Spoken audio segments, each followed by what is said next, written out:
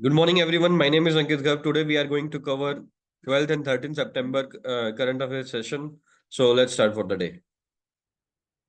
हम इसके बारे में डिस्कशन कर लेंगे थोड़ा सा। Kolkata doctor set fresh conditions continue still कि कोलकाता आरजी कर मेडिकल केस में अभी क्या क्या प्रोग्रेस हुई है। सेकंड, हम ये डिस्कशन करेंगे यूनियन कैबिनेट ने अप्रूव किया है health cover for all age 70 and above, इसके बारे में डिस्कशन कर लेंगे। उसके बाद यहाँ पे आप देख रहे हो, यहाँ पे क्या हुआ है कि भाई शिमला में ये जो है मुस्लिम कम्युनिटी प्रोटेस्ट कर रही थी कि उनकी मॉस्क्यू को गिराया ना जाए, बट उन्होंने बाद में एक्सेप्ट कर लिया कि जो भी लीगैलिटी के अनुसार है और एक्स्ट्रा इंफ्रास्ट्रक्चर आप उसको तोड़ सकते हो। Union minister backs ex Haryana BJP chief party denies him ticket, इसके बारे में कुछ इंपॉर्टेंट डिस्कशन नहीं है। आईआईटी गुवाहाटी में लास्ट 1 मंथ में 3 बंदों की ने सुसाइड कर लिया, तो उसके बारे में है ये। और उसमें जो है फिर बाद में आईआईटी गुवाहाटी के डीन जो है उन्होंने रिजाइन कर दिया है।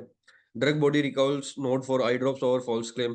अब इसमें क्या है कि भाई एक कंपनी, ड्रग मैन्युफैक्चरिंग कंपनी ने ये बोल दिया था कि वो आंखों का चश्मा हटवा सकते हैं अपनी आई ड्रॉप को यूज करने से, बट जो कि फिजिबल नहीं है, तो इसलिए इसके बाद उन्होंने वो एड भी हटानी पड़ी और उनको गवर्नमेंट ने भी उनकी जो है जो अप्रूव नहीं की ड्रग।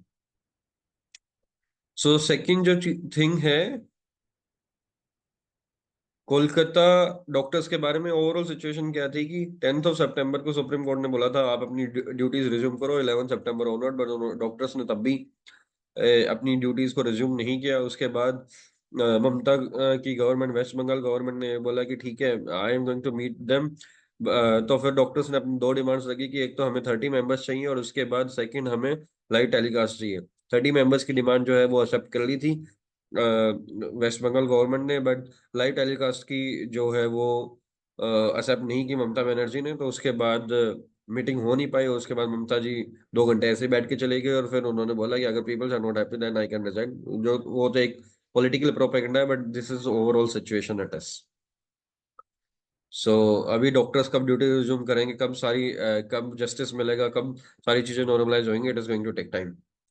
सेकेंडली जो है प्रधानमंत्री नरेंद्र मोदी ने अपनी मैनिफेस्टो में इलेक्शन से पहले ये प्रॉमिस किया था कि वो 70 एंड अबव जो भी सीनियर सिटीजन हैं उनको हेल्थ बेनिफिट देंगे। तो प्रधानमंत्री जन आरोग्य योजना के अंतर्गत उन्होंने जो भी 70 साल से ऊपर है, besides their socio economic status, वो इस सुविधा को अवेल कर सकते हैं। चाहे उन्होंने कोई भी अपनी प्रीमियम इंश्योरेंस पॉलिसीज या चला रखी, उसके सेपरेट भी वो इसको ऐड ऑन कर सकते हैं।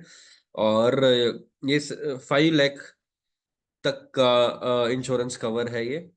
और इसमें क्या है कि ये वर्ल्ड की largest publicly funded health insurance scheme है, जो कि प्रोवाइड करती है हेल्थ कवर ऑफ 5 लाख पर फैमिली पर year for secondary and tertiary care hospitalisation to 5 crore individuals, जो कि 12.5 करोड़ फैमिलीज बनती हैं। लेकिन ये 70 वाला इसके सेपरेट है, इसमें किसी इंडिविजुअल या फैमिली के साथ उसको शेयर करने की जरूरत नहीं है जो बिलो 70 है, और ये सेपरेट है। उसके बाद कैबिनेट ने अप्रूव किया 10,900 crore scheme for E mobility push. Basically क्या है कि overall PM E drive scheme के अंतर्गत यूनियन कैबिनेट ने एड्रेस किया है एंजाइटी अमंग ईवी बायर्स, और उसके लिए उन्होंने ये किया है कि हम सपोर्ट कर रहे हैं 24.79 लाख E2 व्हीकल्स के लिए। और ये स्कीम वैलिड जो है वो 2 साल के लिए है। 3.16 लाख E3 व्हीकल्स के लिए, 3 व्हील टायर वाले व्हीकल के लिए, और 14,028 ई बसेस के लिए। और जो बजट एलोकेशन है 4,391 करोड़, वो 14,028 ई बसेस के लिए, जो कि 9 सिटीज में चलाई जाएंगी। वो 9 सिटीज है जिनकी पॉपुलेशन मोर देन 40 लाख है। दिल्ली है, मुंबई है, कोलकाता है, चेन्नई है, अहमदाबाद है, सूरत है, बेंगलोर है, पुणे है, हैदराबाद है। तो 4,391 करोड़ तो बसेस के लिए है। 3,679 करोड़ टू व्हीलर्स और ई3 व्हीलर्स, एम्बुलेंसेज और ई ट्रक्स के लिए है। और 2,000 करोड़ जो है 72,000 चार्जिंग स्टेशन के लिए एलोकेट किया गया है, ताकि ईवी को बूस्ट मिल सके। तो टोटल 10,900 करोड़ का कैबिनेट ने अप्रूव किया है। अभी क्या है कि यूके गवर्नमेंट ने इम्पोज कर दिया sanction on 10 ships from Russia shadow fleet. अभी होता क्या है कि रशिया जो है वाया वाया होके ऑयल्स को जो है सेल करता है।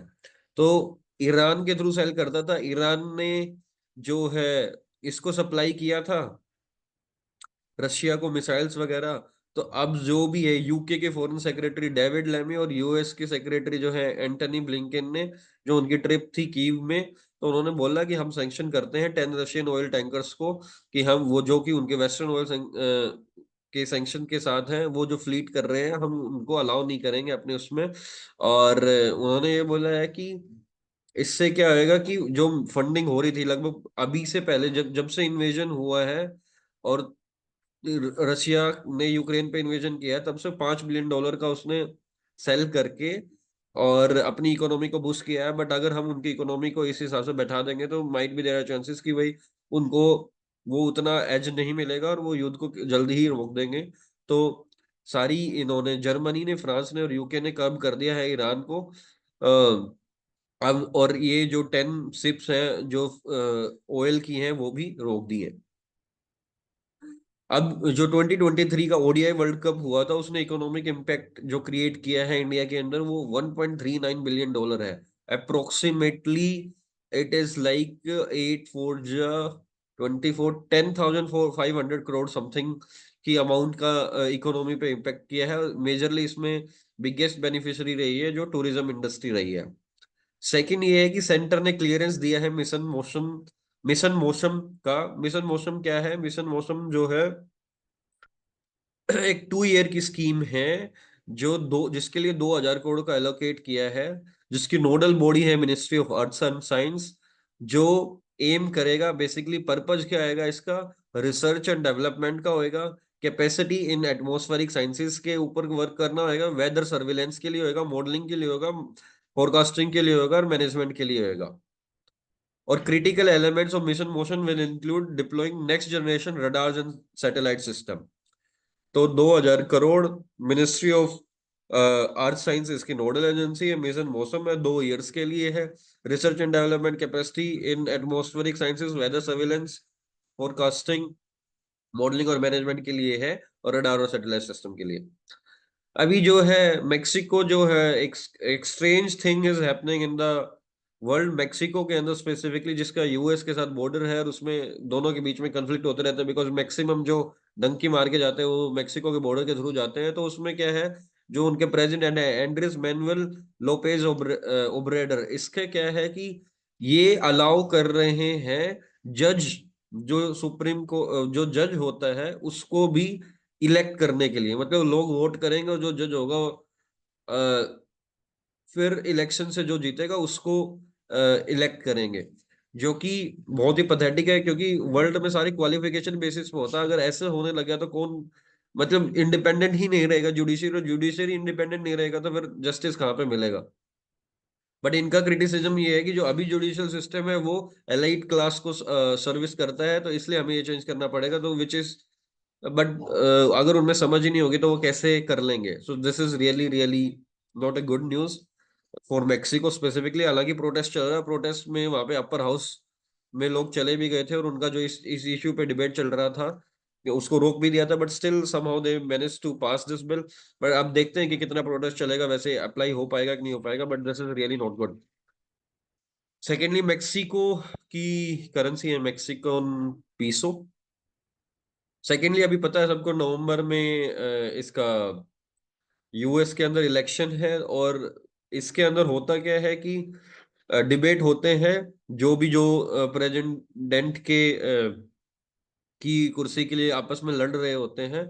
तो अभी रिसेंटली एक डिबेट हुआ है टेलर स्विफ्ट का, नहीं, रिसेंटली अभी कमला हैरिस के और जो अपने ट्रम्प भाई साहब हैं उन दोनों के बीच में अभी डिबेट हुआ था। उस डिबेट में जितने भी स्पेशलिस्ट हैं उनका कहना यही है कि वो डिफेंसिव में चले गए थे ट्रम्प, और फेक प्रोमिसेस कर रहे थे। बट जो कमला हैरिस है वो काफी एडवांस में थी और वो जीत रही थी। तो उसके बेसिस पे क्या है कि ट्रम्प जो है का सपोर्टर है एलोन मस्क, और अभी जो सेलिब्रिटीज हैं जैसे टेलर स्विफ्ट है, तो उन्होंने कमला हैरिस को सपोर्ट किया है।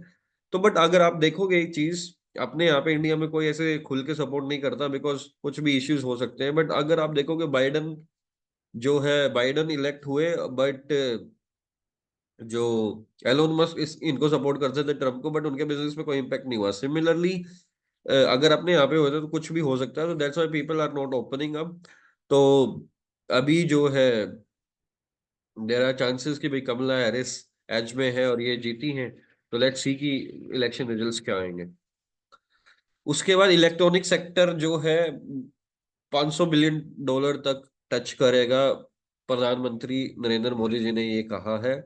उसमें ये बोला है अभी जो है हमारी लगभग 155 बिलियन डॉलर की, मतलब 1 बिलियन डॉलर में आप 8,8300 करोड़ के आसपास मान सकते हो। तो 155 के साथ मल्टीप्लाई कर लो तो उतनी वैल्यूएशन है। तो उसमें ये कह रहे हैं कि 500 बिलियन डॉलर तक की वैल्यूएशन के बेसिस पे 8 × 5 = 4 लाख करोड़ के आसपास, और more than that 40 lakh crore के आसपास इकोनॉमी पहुंच सकती है। और जिसमें 6 मिलियन 60 लाख लोगों को जॉब मिलेगी। और इसमें सेमीकंडक्टर 2.0 स्कीम जो है वो लेके आएगी गवर्नमेंट। और एक एनएक्सपी है जो इन्वेस्ट करेगी 1 बिलियन डॉलर। और एलएनटी ने 300 मिलियन डॉलर का प्रोजेक्ट किया है सेट इन सेमीकंडक्टर के अंदर। ओवरऑल इंडिया का यही है कि 80,000 से 85,000 technician, engineer, R&D expert develop करने हैं, ताकि ये 2030 तक हम इस बेंचमार्क को, टारगेट को टच कर पाए। अब एक स्ट्रेंज और अवेयर चीज जो है मैं आपको शो करना चाह रहा था। देखो अब आप स्क्रीन पे देख रहे होंगे, ये इंडिया की टॉप कंपनीज है। टाटा टाटा के 23 कंपनी है, रिलायंस की 10 है, अडानी की 11 है, बजाज की 10 है, एवी बिरला की 7 और महिंद्रा की 8 है। और इनका एनालिसिस किया हुआ है कि फाइनेंशियल ईयर 23 में इनके कितने नंबर ऑफ एम्प्लॉयज थे, इनका क्या रिवेन्यू था लाख करोड़ में, प्रॉफिट कितना था लाख करोड़ में, और मार्केट कैपिटलाइजेशन क्या थी। अब इसमें ना, अब मैं आपको एक कुछ डाटा बताना चाहता हूँ जिससे आप एनालाइज करोगे कि कैसे क्या चीजें चल रही हैं ओवरऑल इंडिया के अंदर। टाटा है, टाटा लार्जेस्ट है, बट इनका मैक्सिमम फिलेंथ्रोपी में पैसा चला जाता है, तो इसलिए ये रिचेस्ट कैटेगरी में नहीं आते। अल्दो है ये रिचेस्ट में, क्योंकि आप इनकी मार्केट वैल्यूएशन देखो, 30 लाख करोड़ की मार्केट कैप पे है ये, 30 लाख करोड़। और जिसका प्रॉफिट है लगभग 90,000 करोड़ के आसपास का। और ये इंप्लॉय करते हैं पीपल 8,24,344। एक दो चीजें बता रहे हैं कि टॉप कंपनीज का प्रॉफिट बढ़ा जा रहा है, लेकिन जो जॉब्स क्रिएशन है वो कम हो रही है। ठीक है। और ओवरऑल अगर मैं इंडिया की बात करता हूं, तो कोई भी ऐसे टेक्नोलॉजी ड्रिवन कंपनी नहीं है इंडिया में जो मास स्केल पे है, पूरा वर्ल्ड वाइड जिसको यूज कर रहा है। तो मैं बोल सकता हूँ कि भाई प्रॉफिट बढ़ सकता है, और नंबर ऑफ एम्प्लॉयज जो है वो कम रहे। मैक्सिमम लेबर इंटेंसिव, इनोवेशन तो है नहीं, तो लेबर्स मतलब जॉब्स क्रिएशन होना चाहिए। तो उस पर्टिकुलर सिनेरियो के बेसिस पे क्रिटिक्स जो है वो बोलते हैं कि भाई this situation is not good. अभी इसमें क्या है कि जो डाटा, ये तो एक डाटा है कि ठीक है भाई, ये कंपनीज ग्रो कर रही हैं और वो एम्प्लॉयमेंट क्रिएशन नहीं कर रही। तो उसके अलावा जो शॉकिंग डाटा है जो इस लिस्ट में है वो अडानी का है। अगर आप देखोगे, रिलायंस के पास 10 कंपनियां हैं और अडानी के पास 11 कंपनियां। दोनों को कंपेयर कर सकते हैं आई गेस, कंपेयर कर सकते हैं, क्योंकि दोनों की लगभग सिमिलर कंपनीज है। दोनों की मार्केट वैल्यूएशन के बेसिस पे देखेंगे तो रिलायंस की मार्केट वैल्यूएशन है 20.5 लाख करोड़, और अडानी की मार्केट वैल्यूएशन है 15.9, लगभग 16 लाख करोड़। ठीक है। प्रॉफिट इनका 41,000 करोड़ है, रिलायंस का 70,000 करोड़ है। बट अब आप ये देखोगे फिगर, अडानी ने कितने एम्प्लॉय किए हुए हैं, रिलायंस के, अब एक डाटा तो ये भी है, रिलायंस ने 4,12,000 एम्प्लॉय थे, अब घटकर 3,67,000 हो चुके हैं एक साल के अंदर। कितने बंदे ले ऑफ हुए हैं, कैसे क्या हुआ राम जाने, ये रिटायर हुए। बट अडानी का तो देखो आप, सिर्फ 36,000 लोगों को एम्प्लॉयमेंट दे रखी है उसने, 16 लाख करोड़ की मार्केट कैप के बाद भी। तो दिस इज शॉकिंग कि भाई ये इन्होंने इतनी कैपिटल कैसे करी, कैसे मैनेजमेंट है, क्या फॉर्मल जॉब क्रिएशन करते हैं या कॉन्ट्रेक्चुअल पे देते हैं या किस हिसाब से करते हैं। तो ये चीज मैं डिस्कस करना चाह रहा था एक बार।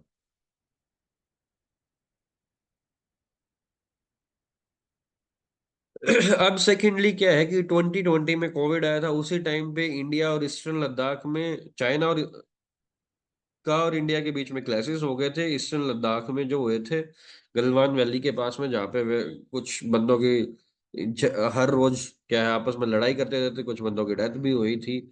उस सारी चीज के बाद इम्पैक्ट क्या हुआ, फिर मेक इन इंडिया का कैंपेन चलाया, मेक इन इंडिया के कैंपेन के बाद चाइना बाइकआउट के ऑप्शन लगाए, चाइना से एफडीआई भी लेना बंद कर दिया, चाइना की टेक्नोलॉजी भी लेना बंद कर दिया, चाइना से जो है टेक्नोलॉजी बट उसका इम्पैक्ट क्या हुआ रियल ग्राउंड लेवल पे, जो गवर्नमेंट डाटा देगा उसका इम्पैक्ट कुछ भी नहीं हुआ अगर रियलिटी में देखें तो, बल्कि ट्रेड डेफिसिट बढ़ गया।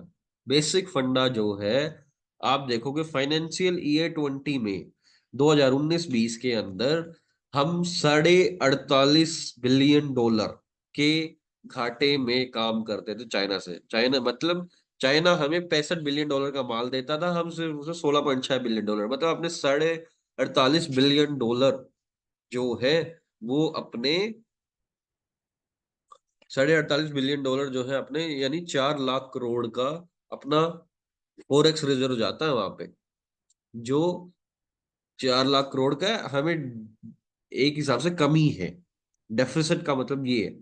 तो इतना नुकसान होता है हमने को डॉलर रिजर्व में, उसी से अपनी पोजीशनिंग स्ट्रांग होती है। बट अब जब बायकॉट भी किया, सारी चीजें भी करी, अब इनका जो है सिर्फ ये घटने की बजाय कि मेक इन इंडिया कैंपेन होंगे, हमारी सेल्फ मैन्युफैक्चरिंग होंगी, हम खुद डिस्पैच करेंगे अक्रॉस द वर्ल्ड, वो सारी चीजें ना होके हम वापस घाटे में चले गए। हमारा जो डेफिसिट था वो डबल हो गया, यानी कि 10 लाख करोड़ के आसपास का हमें घाटा होता है फॉरेक्स रिजर्व में, जब हम इंडिया और चाइना की ट्रेड करते हैं। अभी टोटल ट्रेड जो हो रहा है $116 बिलियन का ट्रेड हो रहा है, लेकिन आप देखोगे तो डेफिसिट कितना है, $85 बिलियन का। Which is I opening. क्यों?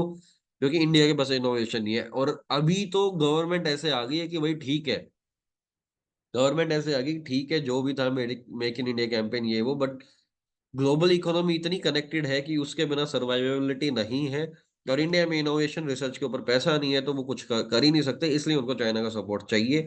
अब चाइना को वो ईज कर रहे हैं कि पहले जब ये था कि चाइना की 10% अगर शेयर होल्डिंग थी तो उनको लाइसेंसिंग वगैरह लेनी पड़ती थी, अब वो हटा रहे हैं धीरे धीरे दिल्ली से। सिमिलरली आर्टिफिशियल इंटेलिजेंस, ईवी में, सोलर सेल्स में, और इनमें जो है चाइना की स्पेशलाइजेशन है, और उससे उस इंडस्ट्री को ग्रो नहीं कर पाए, तो इसलिए चाइना के साथ फिर से अब ट्रेड सेटअप हो जाएगा। तो we really have to focus on the innovation, research, job creation and infrastructure and economic scale and viability and judicially and everything. So government को काम करना पड़ेगा।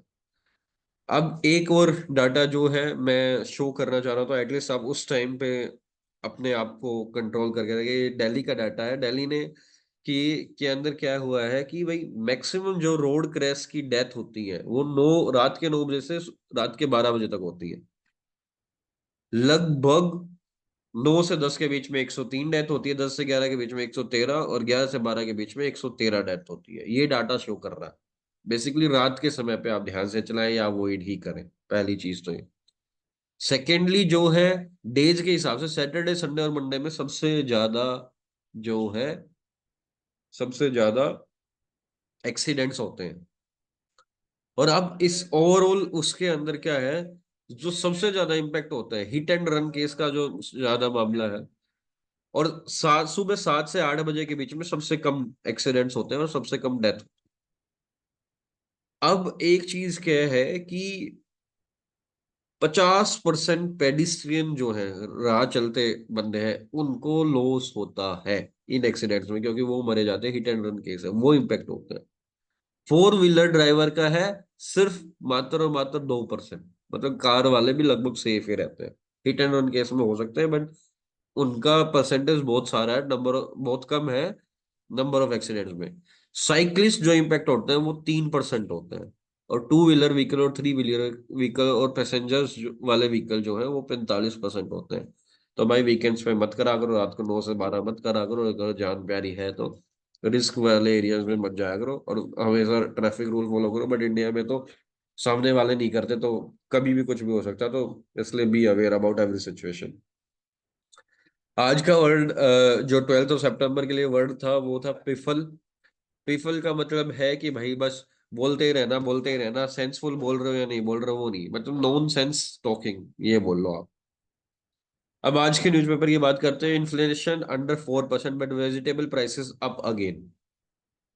भाई इन्फ्लेशन तो जो है रिटेल इन्फ्लेशन बोलते हैं यूजुअली, ये तो यूं कह रहे हैं कि हाँ ठीक है कंट्रोल में है, लेकिन खाने पीने की चीजें बढ़ती जा रही है, पीने की चीजें, वेजिटेबल एक मेन सोर्स है वो बढ़ रही है, तो वो बढ़ रहा है, इनकम उतनी जनरेट हो नहीं, क्या बात करें, कोई कंट्रोल नहीं है basically. Communist veteran Sitaram Yechury passes away at 72। ठीक है, इसके बारे में थोड़ा सा डिस्कशन कर लेंगे। और एक और बड़ी चीज की पीएम ने विजिट किया चीफ जस्टिस ऑफ इंडिया के घर पे गणेश चतुर्थी की आरती के लिए, मतलब which is I would say कि भाई चीफ जस्टिस ऑफ इंडिया के घर पे पीएम आ रहे हैं और उसके बाद तुम जुडिशियरी को इंडिपेंडेंट समझ रहे हो, तो उसमें भी एक डाउट, बेनिफिट ऑफ डाउट या क्वेश्चन मार्क तो है ही। पर ठीक है, इंडिया है, इंडिया में रह रहे हैं। अभी तक वो वाली चीज है, doctors refuse to meet CM without live streaming, वो डिस्कशन कर लिया है। Alleged involvement in crime not a reason to bulldoze property, है ठीक है, बस ये है, तो इसके बारे में डिस्कस करते हैं। कम्युनिस्ट पार्टी ऑफ इंडिया के जो जनरल सेक्रेटरी थे सीताराम येचुरी, वो 72 ईयर्स की एज में निपट लिए अपने। ठीक है, ये इसमें क्या है कि प्रेसिडेंट द्रौपदी मुर्मू ने भी बोला है कि भाई ठीक है, ये कमिटेड आइडियोलॉग थे, फ्रेंड्स कटिंग थे, और इन पे सांत्वना दी है इनके फैमिली को। सिमिलरली पीएम नरेंद्र मोदी ने भी बोला कि लेफ्ट पार्टी के ये बड़े लीडर थे और इनके सेंटिमेंट की कदर है, और ऐसे ऐसे है, बस इन्होंने अपनी बॉडी डोनेट भी कर दी है एम्स को रिसर्च के लिए। अब एक इसका दो चीजें हैं, ये अतीसी, अतीसी जो है दिल्ली में एजुकेशन मिनिस्टर है अभी के टाइम पे, तो उन्होंने क्या किया है कि 40 करोड़ की सीड मनी रखी है। सीड मनी क्या होती है कि स्टार्टअप को फंड किया जाए। तो अभी इसके अंदर दो चीजें हैं, हम पॉजिटिव एंगल डिस्कशन करेंगे, नेगेटिव एंगल करेंगे, और पहले मुद्दा क्या है। बेसिकली ये कह रही है मिस अतीसी जी कि हम दिल्ली में के स्टूडेंट्स को जो हम प्रोवोक करते हैं कि वो अपने आइडियाज पे काम करें, स्टार्टअप क्रिएट करें, 12th तक, 11th 12th के बंदों को, और जॉब क्रिएशन करें, तो उसमें हम क्या मदद करेंगे। हम सीट 40 करोड़ की सीड मनी हमने बजट एलोकेशन में की है, और जो टॉप 150 स्टार्टअप होंगे उनको हम पब्लिक के इन्वेस्टमेंट के लिए भी ओपन करेंगे। तो उनका कहना है ये, बट मेरा पर्सन ये है कि ठीक है, this is good thing, but इसमें दो मेजर कंसर्न है मेरे को। पहली चीज, आप किसको किसको दे रहे हो आप 11th 12th के बच्चे को। अपनी एजुकेशन सिस्टम पॉलिसी ऐसी है ही नहीं कि 11th 12th का बच्चा आके ही बिजनेस में काम करने लग जाए। उसको मैनेजमेंट का नहीं पता होगा, उसको स्केल अप का नहीं पता होगा, उसको रन कैसे करना है, मेजर चीजें भी कर ली तो कंप्लाइंसेस नहीं फॉलो कर पाएगा। बट और वो जॉब क्रिएशन के ऊपर है, तो ये एक होलो प्लान है जो बीजेपी ने बोला। बट मैं इस बात से एग्री भी कर रहा हूँ कि आप 11th 12th के बच्चों को, जिनको सिर्फ थ्योरेटिकल चीजों का ज्ञान है, उनको प्रैक्टिकल वर्ल्ड का ज्ञान ही नहीं है, उनको तो आप फंड दे रहे हो। रादर देन आपको ये पॉलिसी इंप्लीमेंट करनी चाहिए कॉलेज स्टूडेंट्स पे या अनएम्प्लॉयड यूथ पे या किसी पे। 11th 12th के स्टूडेंट्स तो कम्पिटेटिव एग्जाम या डिग्रीज या स्पेशलाइजेशन की तरफ भागते हैं, तो वहां से जॉब क्रिएशन होने से is seems to be nonsense to me, but let's see, this is how it is. अब जो अभी अपन फास्टैग सिस्टम पे हैं, और फास्टैग से आपका टोल टैक्स कट जाता है। अभी कई जगह ऐसे भी बूथ हैं जहाँ पे सिर्फ वो डंडा सा नहीं लगा होता, रेड लाइट है, आपका टैक्स वो टोल टैक्स कटा, और उसके बाद वो ग्रीन लाइट हो जाएगी, फिर आप सीधे जा सकते हो, बस अब आपको स्टॉप करना होता है ऐसे वैसे, वहां पे वो भी नहीं। अब ministry of road transport and highways ये कर रही है कि हम सैटेलाइट सिस्टम है और रेडियो फ्रीक्वेंसी आइडेंटिफिकेशन बेस्ड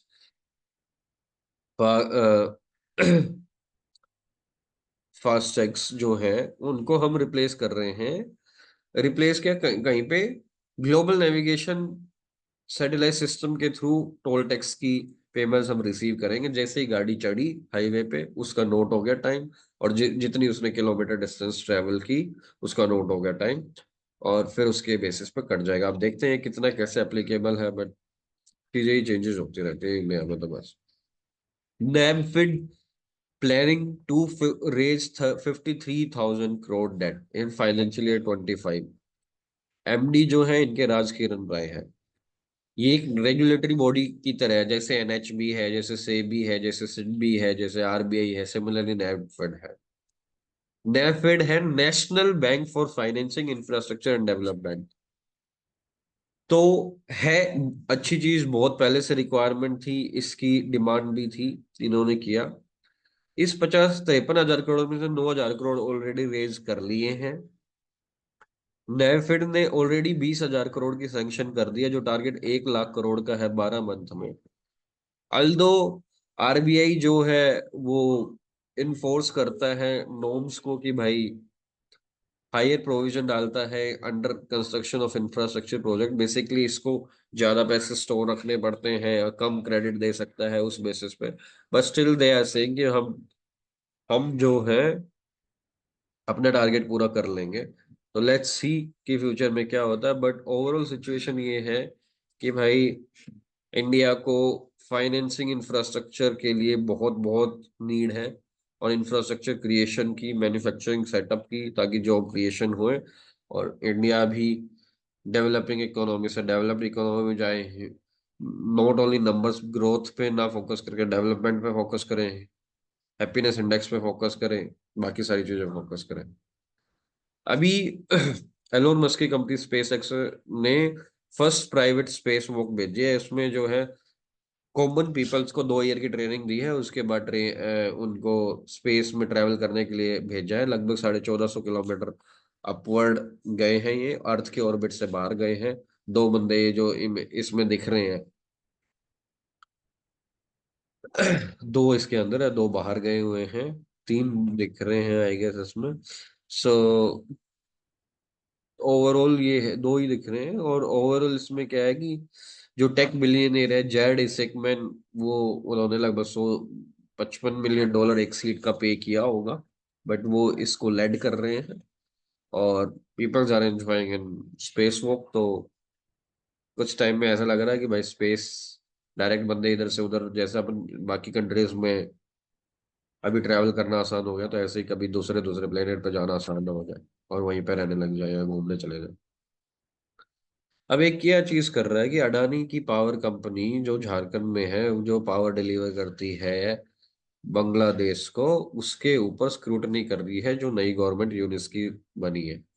उसमें क्या हुआ है कि अडानी गवर्नमेंट तो बोल रही है कि भाई 500 बिलियन मिलियन डॉलर का ओवरड्यू हो चुका है पेमेंट्स का, तो हमारी पेमेंट्स क्लियर करो क्योंकि ये अनसस्टेनेबल है। बट बांग्लादेश कह रही है कि हमें एक बार चेक करना पड़ेगा कि जस्टिफाइबल है कि नहीं, प्राइजेस क्या एग्रीमेंट हुए, तो उसको स्क्रूटनाइज करेंगे कि ऐसी सिचुएशन कैसे चल रही है। गवर्नमेंट ने अपने बोला है कि ये तो दोनों के बीच में, बांग्लादेश गवर्नमेंट और अडानी पावर के बीच में जो है प्राइवेट एग्रीमेंट है, तो ये उसके बेसिस पे अपना काम करते रहेंगे। This is what it is. तो आज का वर्ड है confutation, the speech act of refuting conclusive, basically disagreement. हर argument was a clear confutation of his claims, कि जो वो बोल रही थी उसके आर्ग्यूमेंट उस, और जो वो क्लेम कर रही थी उसको मैच नहीं कर रहे थे, कॉन्ट्राडिक्ट कर रहे थे, डिसएग्रीमेंट हो रहा था आपस की, दोनों की क्लेम और आर्ग्यूमेंट्स पे। तो thank you everyone for listening this session. Have a good day ahead.